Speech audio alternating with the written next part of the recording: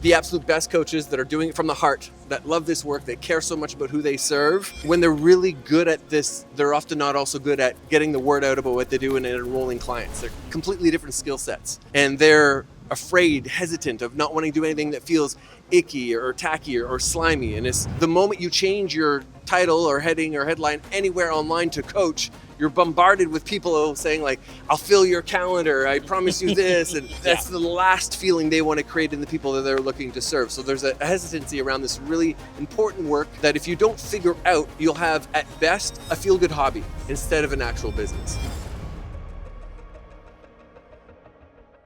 Hey man, thank you so much for coming on the podcast. Thanks for having me. Thank you so much for inviting us here to your villa. This is amazing. This is not my villa. We know this is definitely not my villa. What are we doing here? Well, what's going on? This is not a normal landscape for both of our contents, I'm sure. So just like a little description, where are we? What are we doing here? We're in Mexico on the Mayan Riviera. We're at Dan Bolton's Inner Circle Intensive, here to learn and grow and connect with other incredible entrepreneurs. Give us a little intro of who you are. Give us a 30-second rundown. Yes. Who you are, what you do. My name is Rob Gilbert. I'm the founder of Growth Habit, and I help purpose-driven coaches create businesses they love so that they are proud telling their family not only how much impact they're having, but how much revenue they're making. I really like that because I feel like a lot of coaches and entrepreneurs, we don't just start a business just to make money. A lot of us want to start a business to help others, make an impact, like you said, purpose-driven. And they have a purpose, but something's preventing them from achieving that purpose. Can you describe what what some of these roadblocks that you're seeing these entrepreneurs face? Well, for me, it's coaches, which is not who I intended to serve originally. And there's a funny story how I ended up here. But the absolute best coaches that are doing it from the heart, that love this work, that care so much about who they serve. When they're really good at this, they're often not also good at getting the word out about what they do and enrolling clients. They're completely different skill sets. And they're afraid, hesitant of not wanting to do anything that feels icky or tacky or slimy. And it's especially the moment you change your title or heading or headline anywhere online to coach, you're bombarded with people saying like, I'll fill your calendar, I promise you this. And that's the last feeling they want to create in the people that they're looking to serve. So there's a hesitancy around this really important work that if you don't figure out, you'll have at best a feel-good hobby instead of an actual business. They're not living their purpose. They're not fulfilling what they're meant to put on this earth to do. And I feel like a lot, and maybe you can relate with this, a lot of, especially people who identify as creators or that have a creative outlet, we overthink a lot. We overthink who we are, who we serve, what we do. We have imposter syndrome above anyone else, right? And coaches, coaches are creators. We create things in this universe. We help people. We're literally creating a new reality for people. And it's crazy how much we overthink stuff. I don't know, maybe walk us through your journey and how you got here, because I know it's pretty crazy. You came from a creative outlet, you were a DJ, which you're going to explain to us in a minute here. But walk us through your journey and how you got to where you are today. So I'm on my third career. Nice. Career number one was DJ, music producer, and record label owner. I dropped out of high school and started my first business as a teen instead of going to college or university. That business was a record label. It was fantastic. I got to tour. I played 60 some odd cities, coast to coast in the US and Canada. Played at Burning Man, Ultra Music Festival in Miami, in Europe. And it was incredible until the late nights, the drinking, and the lifestyle nearly killed me. And then I went through a divorce and a complete, not just a career change, but an identity change where I did not know who I was. And it was a very difficult and dark period that I got through. I'm here now. And I ended up in office jobs. Why? Because I had 2 young kids. Life costs money. And I found myself in HR roles, and eventually I got into people and culture roles, which is great because when done well, it is the intersection of business and people. I'm fascinated by business. I love understanding like what makes this work, what allows a business to still succeed in all market conditions, but also humans. Humans are fascinating. What drives human behavior? What makes people act a certain way? And of course, it doesn't matter how well you treat the employees. If the business isn't doing well, there's no fucking jobs. And it's also very short-sighted and to think that like you can treat the employees in which way and it won't affect the business. So that was awesome. And my favorite part of that work was coaching the CEOs and leadership teams. That didn't feel like work. It was amazing. It was incredible. The impact I saw that it was having on the people, and it just felt so rewarding. I tapped into something I'd never really felt before. So then I started signing some clients up on the side. My first couple of clients were creative folks because of my background in music, a writer, a singer-songwriter, if someone has a videography business, those kinds of people. Yep. And then I got the guts to quit my job, go all in on coaching, and I called myself a habit strategist because I didn't even have the guts to call myself a coach. So I was a habit strategist, and I was doing habit coaching. It was amazing. I was helping people be more consistent and create habits that last. But what I did not expect, but it's fun to look back in hindsight, is I quit my job and I'm going all in on this announcement post. I was very clear who I was speaking to and who I was calling in, the hearts and minds of the people that I wanted to connect with. That post went viral. I had 1,800 connections on LinkedIn at the time, and they got 20,000 views, hundreds of likes. I was inundated with inbound messages, people, and then within a couple weeks, I had a full roster of 12 clients, and I was taking calls in the morning and doing coaching calls at lunch at work. I had to quit my job a month earlier than planned to be able to deal with it. And then but I did that for a while. It was fun. And then the twist that led to where I'm at now is other coaches and some purpose-driven consultants that are doing communication work, facilitation, came to me and said, how the hell did you do this? Can you? They just want to pick my brain. Yeah. So I give them insights on their messaging or tweaks they might make to their profile. And 1 week, 3 people asked for these pick my brain calls. Yeah. 2 of them ended with the person saying, how do I have another one of these conversations? So I took it as another sign from the universe to switch to the work that I'm doing now, which is helping people with their messaging and their offers and how they show up, and to truly attract and enroll clients that excite them and build businesses that feel fulfilling, tapping into their creativity, because that part's still very loud in me. So it sounds like you made a living. You quit your 9-to-5 job all through the power of your words. Absolutely. That's incredible. I think that is like the ultimate dream scenario for a lot of people watching, listening to this right now, is that wouldn't you want to make 6 figures, $100,000 through the power of your words, the power of your messaging? Now, you didn't just stumble across this as you shared through your journey. Why don't you give us some tips, that you help your clients with when it comes to messaging? Because it's like, I find, especially in content creation, the biggest objection is like, what do I say? Right? Which is like the first thing you need to figure out. Is there any kind of advice or tips you can share with people on like how they can figure out this content thing, this messaging thing? Yes, there's a few things. The first thing I would say is the importance of the alignment between who you actually are in your best moments with friends, with family, with people that love and trust you, and who you are online. So normally I see it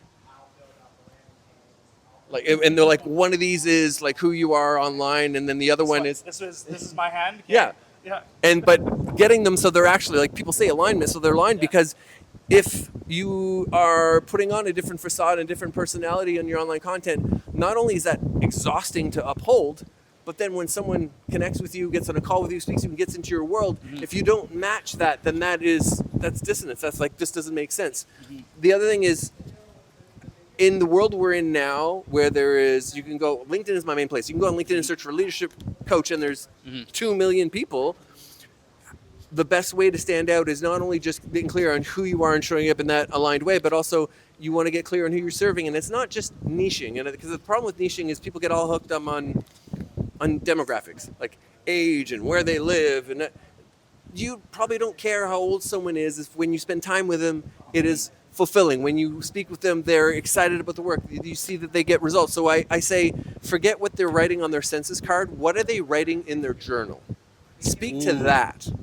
Ooh, that's deep. I love that. Thank you. So then this bears the question: how do you figure that out? How do you figure out what they're writing in their journal? So for a lot of people, it is they're serving a previous version of them. That's a very common thing. It's like who they were a year ago, 2 years ago, whatever. So that's the case. You can pull from that. Sometimes it's not the case, though. The best way is to listen. Like it's social media. It's not broadcast media. It's not just for you to go there and just barf and like blast your message out. Get into conversation with people. Read the comments. DM people. Get in calls with people where you frame the call, especially at first. Like, tell people there's nothing for sale on this call. Yeah. Like people And if you are a great coach who's asking powerful questions and is leading with curiosity, they'll tell you. They'll tell you, and then just reflect it back. And the best part about this is I have clients I help with this, and I've got screenshots that someone said, I spoke with a client today, and she signed up, and she said, reading your website was like looking in the mirror. That's what you're trying to create. I have screenshots where I have someone posted on a post of mine that she said, if I wasn't reading this in my feed, I thought you'd written it just for me. But ask questions, listen, be curious, being social on social media, get on calls, you can put a survey together, and then just reflect back what you hear. So what I'm hearing is you're helping people gain ultimate clarity, and that through gaining the clarity, you have the confidence to speak online and attract the people who are literally having the symptoms that you're talking about. So it's like you calling up a doctor and saying, hey, I have a rash. And he's like, okay, take this pill. Versus like, oh, is it like spreading, or is asking questions and, oh yeah, it is spreading. Oh, is it like, does it pulse and does it hurt here? And like, yeah, it is. And who are you going to go with? Are you going to go with the first doctor who just wants to give you a pill, which like an offer? Or you want to go for the second doctor that actually can name your symptoms better than you can. And you're like, wow, you really, really understand this. And so what I love about what you're saying is, guys and girls listening to this, is clarity gives you ultimate confidence, right? Because oftentimes I think, like you're discussing, you are not confident to say you were a coach, right? And why I think is because you were unclear, probably at some level, of like who you serve, what you help them with, and so you're like kind of being vanilla, but instead now you're being, what flavor is your favorite ice cream? Yes, and when I started out, part of the hesitation around coaching was, who was I to be a coach, because I hadn't taken any formal coach training. Also, the world doesn't need another fucking self-help person was what I was telling myself. But the clarity is true, because once you have this clarity on who you're serving, what they're thinking, what they're feeling, then creating an offer that's going to just grab them and make them say, hell yes, way easier. And then when we get into enrollment, which is another place where like sales is what you might use, but I don't even use the word sales, because sales and marketing has been tainted for so many of us through terrible experiences, and the people I serve care so much that they want to be nothing like that. They're allergic to the words. They're allergic to the words. So I don't use those words, but even still, so when you get to enrollment, the diagnosis example you're giving is fantastic, because the best kind of enrollment call is one where questions are being asked, things are being reflected back, probing questions are being asked, and a great coach is actually fantastic at sales if they lean into their coaching skills. And then if we're going to really take this to the nth degree, then also when you're making the offer back, let's say you're a one-on-one coach, you haven't got a fancy offer where it's all polished, you're still doing one-on-one coaching. Someone says yes on the call, and you're going to send them a follow-up, then articulate back what you heard. Hey, Kyler. Simple follow-up. Like, this is your vision. However, this is the stuff that's for you. Therefore, I'm presenting. So then and I get reply. I do very little one-on-one now, but I got a reply back from someone last month, so it's very top of mind. And he said, I can't believe how well you captured this. And the way that I had presented the custom one-on-one offer resonated so deeply, because I did exactly this in the offer. So the clarity up front is pervasive, and then there's this continuous thread through your business, making everything easier after.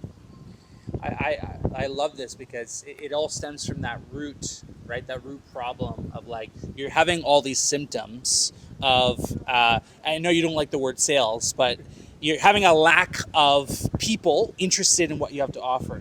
You have a lack of leads coming into your business. You have a lack of engagement on your content. And this stems from what you help people serve is ultimate clarity and messaging, right? And I think we need more of that, more people being authentically themselves, like you sharing your struggles and your stories, and people can resonate with that, right? Do you have any type of framework when it comes to like so I'm trying to, okay, I understand the strategy of, okay, I need clarity. They're bought in now. But now it's like, how do I figure out who I am? Is there a framework, or is there like an audit I can do in my content? Do you have any tips around that figuring out and gaining that kind of like ultimate clarity and who they are and what makes them stand out? Anything pop up for you? Yes, it's fun because this is a tool that I created a while ago that I don't use as much now because I'm attracting people that are a bit further along that have a good sense of who they are, but they're just not showing up as that person yet. Gotcha. So it's more about helping them get over the fears and hesitation of what will happen when I show up, and then taking a small step and seeing that it's okay. Yeah, breaking them beliefs. Breaking that belief of that showing up and that nothing bad happens, and it's okay if your Aunt Susie said, because that's not who your client is. And then starting to get some positive feedback, and whether it's a comment or DM, and then people wanting to speak with you, that being the best thing. And I've got other frameworks later. Okay, like how do you put this all together into a content? I've got a content framework called the Magic Content Stew, and the three pieces that you absolutely need to show in your messaging so that it is attracting clients that you want to serve. And it's funny, I have other frameworks that are what do you call it when they're like each letter turns into a thing? Oh, like an acronym? Acronym. Jeez, that word was missing. I have other frameworks that are acronyms and stuff, but this one I came up with a while ago, and I call it the Magic Content Stew because the base of the stew is what are their fears, their desires, their dreams, their goals, and regardless of anything that you're putting out, messaging anywhere, offer, website, landing page, profile, YouTube, anywhere, that the base of the stew that holds all together is this: what are their fears, their challenges, their goals, their desires, the stuff that sucks. And then the three main pieces of content that you need in your mix that have to absolutely be there is you, your story, and your journey. How did you get here? What wounds did you suffer to acquire these skills? What makes you uniquely you? When I talked about earlier my journey. Okay, cool. Second, what is your approach? What is your philosophy? And focus a lot more on why to instead of how to content. And how to content is so pervasive right now because it's like, oh, just put in Chat GPT and Chat will give me a top 10 list. If Chat GPT can spit it out in 10 seconds, it's probably not worth publishing. And what really makes someone take action is helping them understand why, helping them see things differently, helping them understand there's a different way of looking at things. And those are the keys you want to be turning in people's brains to get them to move down the trail to become closer of being ready to work with you. And then the third ingredient is social proof and authority. And authority is a weird one. I use credibility because people seem more comfortable with it for a while, but it's like, it's authority. Gangs have leaders. Rebels seek out leadership.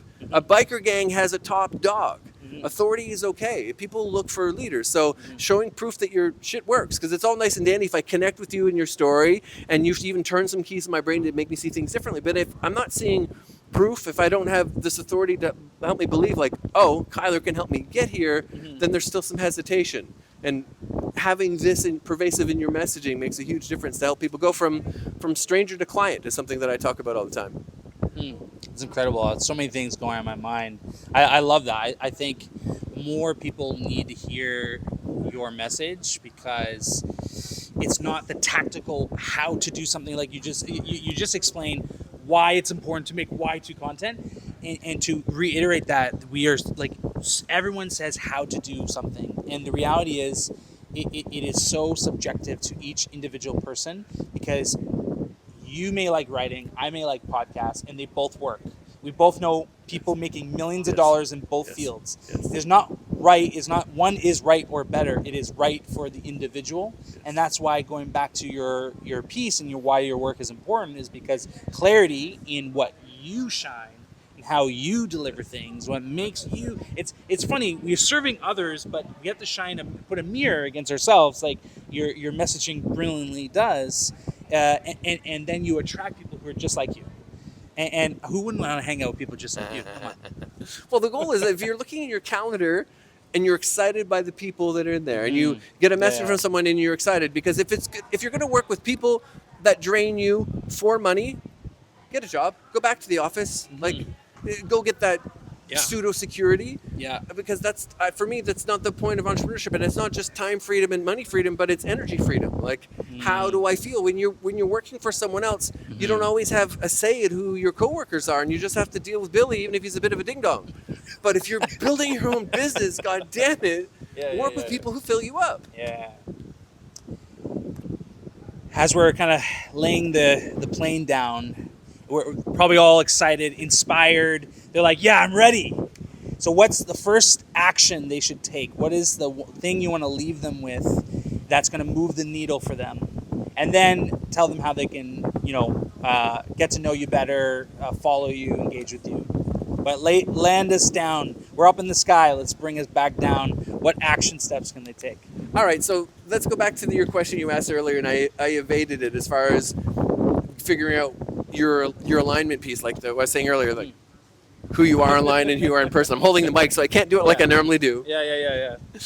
And it's evaluate when is the last time you got pissed off? When's the last time you got in an argument? And when's the last time you got really excited? And these things that either really excite you or anger you are normally an indicator of your values.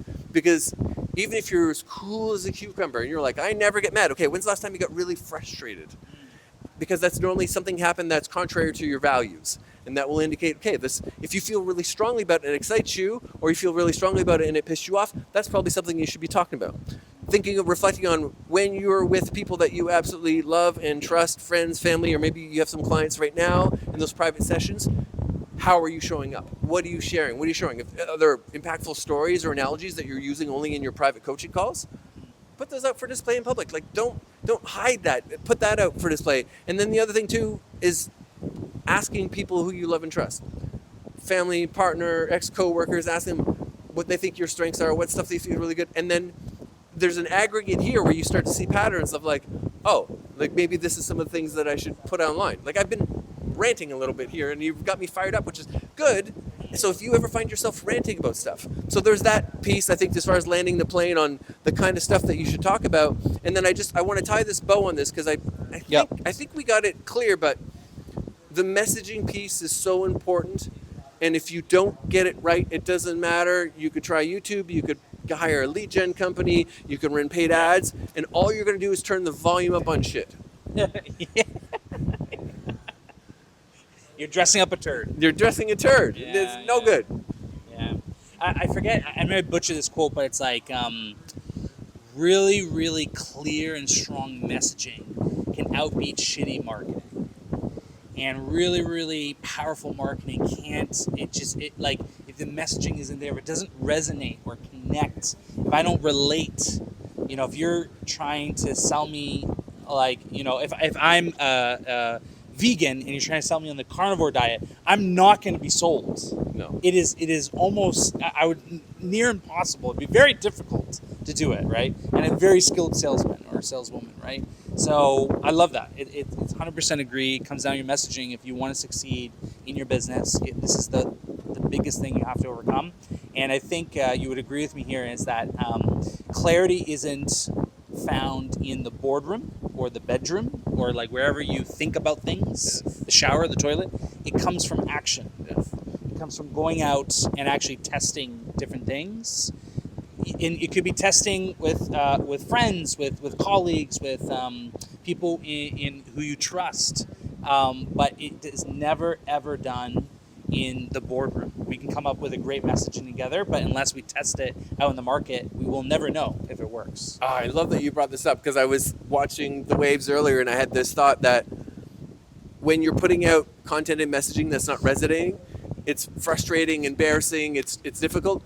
But unfortunately, the only way to figure out what is going to resonate is putting stuff out there. Back to your point, taking action. And the other analogy I'll use sometimes is you can't read your way to be good at kissing. There's no amount of books on French kissing that's going to make you an awesome kisser. You got to kiss. It's going to be awkward. There's going to be some slobber. There's no avoiding that awkwardness. Yeah. So as far as like an action to take now is just start putting stuff out there and seeing what resonates and not, and pay attention, iterate. It's free. They're free swings versus I think about in my first businesses, I was manufacturing product, shipping product overseas. And if there was a mistake on it and we spent $1,000 like shit. Versus now you put up a post, it's free, you can delete it. No one's going to remember tomorrow what you posted today. Yeah. So you have the endless amount of free attempts. Yeah. So get to smooching. And where can people find you? growthhabit.org is my site, and then my main online hang, which I mentioned earlier, is LinkedIn. I moonlight a little bit on Instagram, so ROBBGILBEAR, but LinkedIn is my main place. I'm there all the time. Awesome. All of your info will be down in the description. So Joe, go check out his content. Man, thank you so much for sharing. Thank you for having all me. about messaging, man. Thank All right, you. let's go jump in the pool. Have a good one, man. Awesome. Thanks, Kyler. Thanks.